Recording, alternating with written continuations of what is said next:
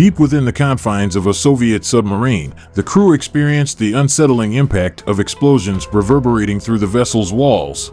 Hours turned into an eternity as they endured the relentless onslaught of U.S. depth charges, their minds filled with a mixture of worry, anticipation, and the weight of responsibility. The air conditioning system had malfunctioned, subjecting the men to sweltering temperatures and adding to their physical and mental exhaustion. They knew that in the event of an attack on Russia, it was their duty to fire the nuclear torpedo. Amidst the chaos and uncertainty, they engaged in intense debates on the best course of action.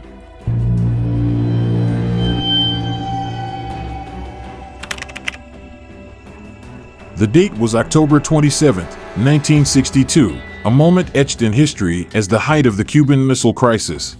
This confrontation created the most dramatic and tense days in the decades-long Cold War between the United States and the Soviet Union. It began as a direct response to the failed Bay of Pigs invasion, a CIA-sponsored mission to overthrow the communist regime in Cuba. In retaliation, the Soviets supplied the Cuban government with nuclear missiles capable of striking the U.S. mainland. In an attempt to halt this alarming development, President John F. Kennedy and the U.S. Navy established a blockade around Cuba, effectively preventing Soviet vessels from reaching the island. This bold move intensified the standoff between the two superpowers, setting the stage for a potential nuclear catastrophe. Amidst this high-stakes conflict, the Soviet submarine B-59 played a pivotal role. Concealing a tactical nuclear-tipped torpedo, it remained submerged beneath the Caribbean waters near Cuba, awaiting orders from higher command. The submarine had to maintain a deep enough depth to avoid detection, severing all communication with the outside world. Cut off from any information, the crew was left to speculate about the state of war they would eventually emerge into. Unbeknownst to them, the U.S. Navy had detected the B-59's presence and began dropping strategically placed depth charges in an attempt to force the submarine to surface. Life aboard the B-59 was far from comfortable. The submarine, originally designed for Arctic exploration, was ill-suited for the tropical climate it now found itself in.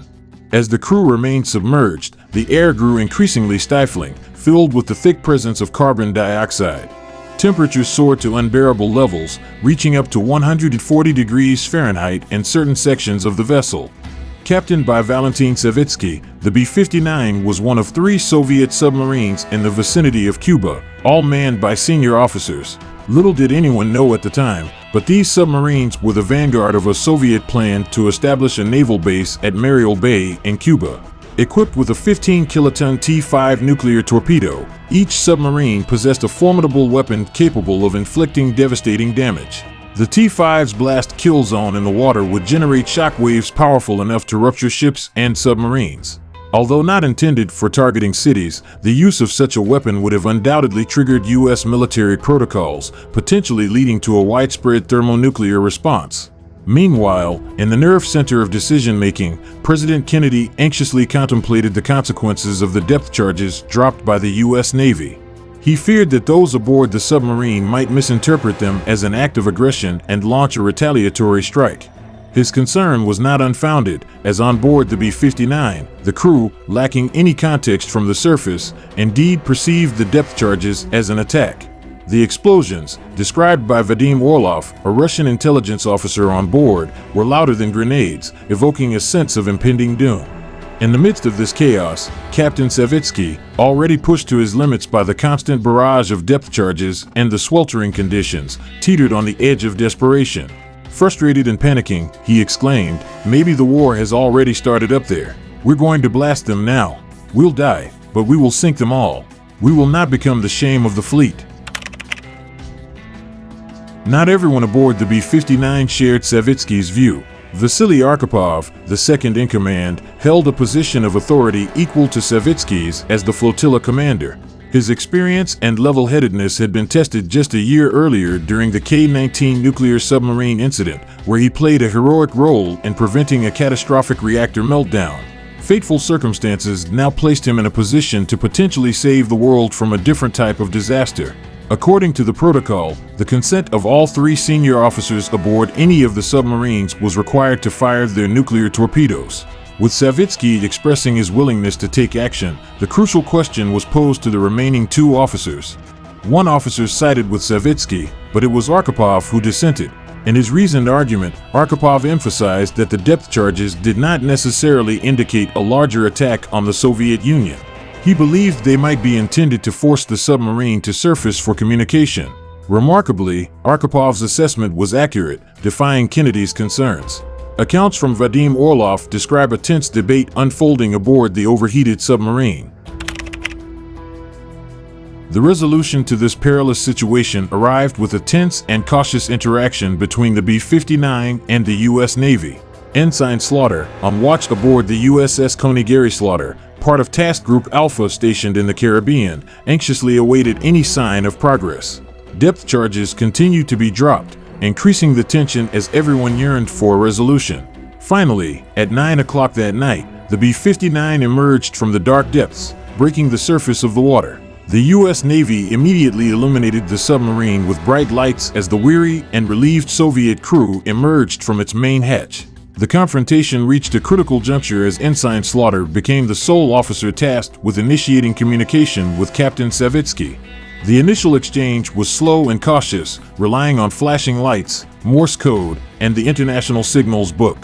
Slaughter sought to identify the Soviet ship, receiving the cryptic response of Soviet Ship X.